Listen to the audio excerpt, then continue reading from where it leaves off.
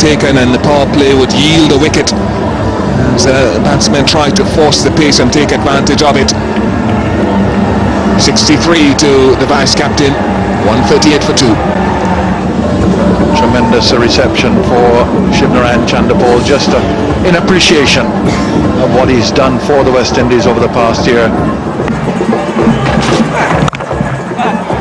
He gets it through, Chanderpaul cutting it behind point. Michael Clark thought about putting a hand up for it. It was hit hard into the ground. So it's his first boundary, Shivnarine Chanderpaul. And he played it well. Economy of movement, Shivnarine Chanderpaul. With that square on stance, he's in the right position. Didn't have to do a lot to pierce the gap. Chanderpaul goes aerial, clears the man at cover, and it's going to be second boundary for the over. Chanderpaul immediately getting into the swing of things here in St. Kitts. And they're reveling in it around the ground. They'll be mindful that Sarwan got 2 boundaries before he perished to Brett Lee in the last over from the fast bowler. But they could care less. Not the most attractive again, but slashed away over the top. The bat turning in his hand as he played the shot.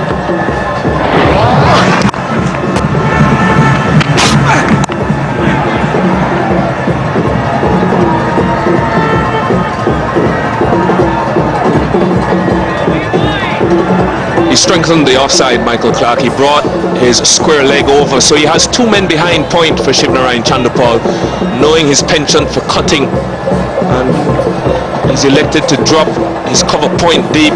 So there are only 3 men on the onside, the mid-on and the mid-wicket, and also the fine leg, all 3 of them inside the circle.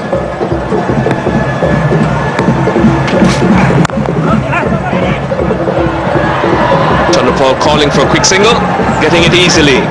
Good over for the West Indies, 9 runs from it. It's 149 for 2.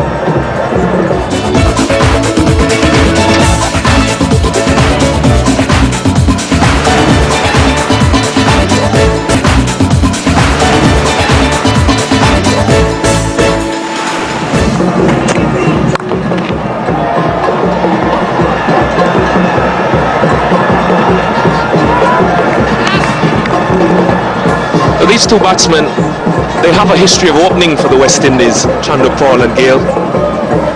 43 innings they've opened together, and they've scored just over 2,000 runs between them, and they've had 600-run partnerships and 10 partnerships over 50.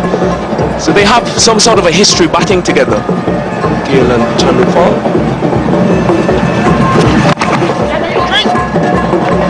This could be a sharp one. Direct hit, and he might have been struggling, Chris Gale. He's already struggling with that groin injury.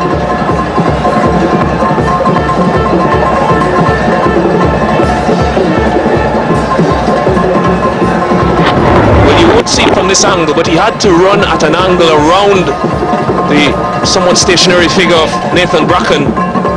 He would have been out. He would have been out by a long way, Chris Gale. Ball signal, and this could be a free hit for Chris Gale. Oh, he's one of the few people you'd want to give a free hit. He goes high and he goes hard, and he's gotten 6 for it, Chris Gale. And there's been some damage done to the sponsors board. Looks to be Marsh, the fielder, in an attempt to pull that one out of the sky.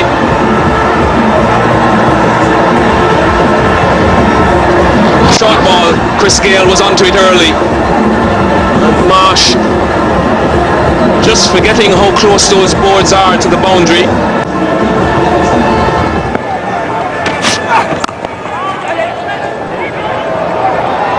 Quick call from Chris Gale. Chanderpaul responding well. 28 overs completed now, the West Indies 164 for 2.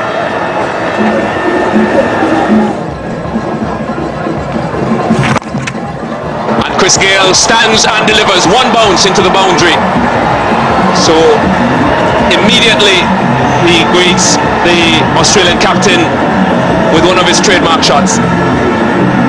Well, that's a good way to say hello to the captain. Smashing him back over his head. On this small ground, the long one had no chance.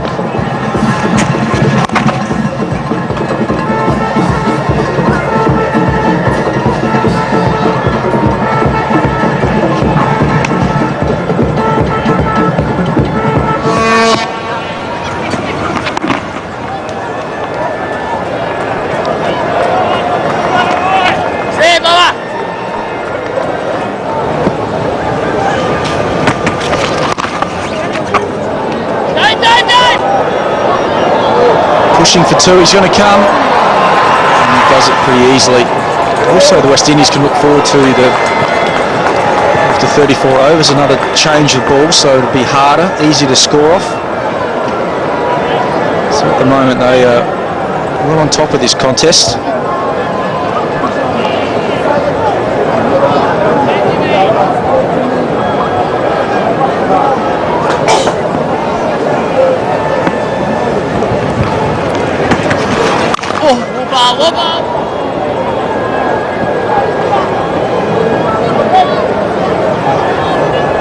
The series already over, with Australia having won the first three matches, but this is an important match for the West Indies. I dare say for Australia too, but less so. A lot of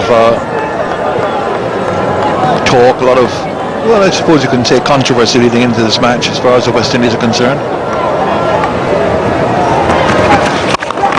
Here he goes, that's huge. From the time it left the bat, that's on the way down to Bastair.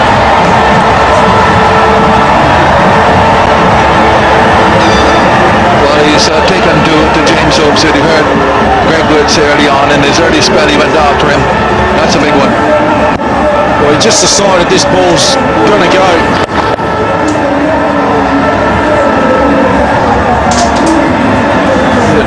Right out of the middle of the bat and cleared the fence by a long way. It's in the air, someone's catch, and it's Clark who's going under it and takes it, and Gale goes. Correction is Hopes. Well, he tried to go over the top once too often, spiraled off the top edge, and Gale falls short of 100, out for 92. Good catch by Hopes. It was in the air for a long time. Watson picks up the wicket. Mentioned that Watson was in the middle of a good over, and a slow ball looked like an off-cutter, may have just gone away from Gale, and Hopes running backwards took a pressure catch. Really was up there for a while, and that was an important moment for the Australians to dismiss the captain Chris Gale, who played quite beautifully for his 92. He'll be disappointed with his dismissal. It's 188 for 3. Dwayne Bravo now comes in to replace Chris Gale. Crucial wicket. One felt that if Gale and Chanderpaul had continued on and had another 20 or 30, West Indies will be well on the way to victory.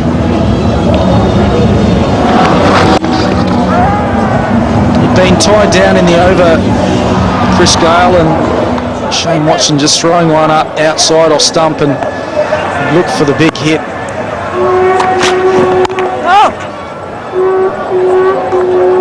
Really sliced the ball away. It was an excellent catch. Chanderpaul has gone over the top. That's a good shot by Chanderpaul. First bounce score. Lovely cricket shot from Chanderpaul coming down the pitch. It was a good length from Hopes, but just hitting through the line of the ball to the onside. That is a class shot from a class player, recognising that this is probably going to be about as easy as it gets with the change of ball. It's going to be coming onto the bat a little easier. Try and maximise these batting conditions. Change in the field, mid-on's going back. Also Ronke up to the stumps.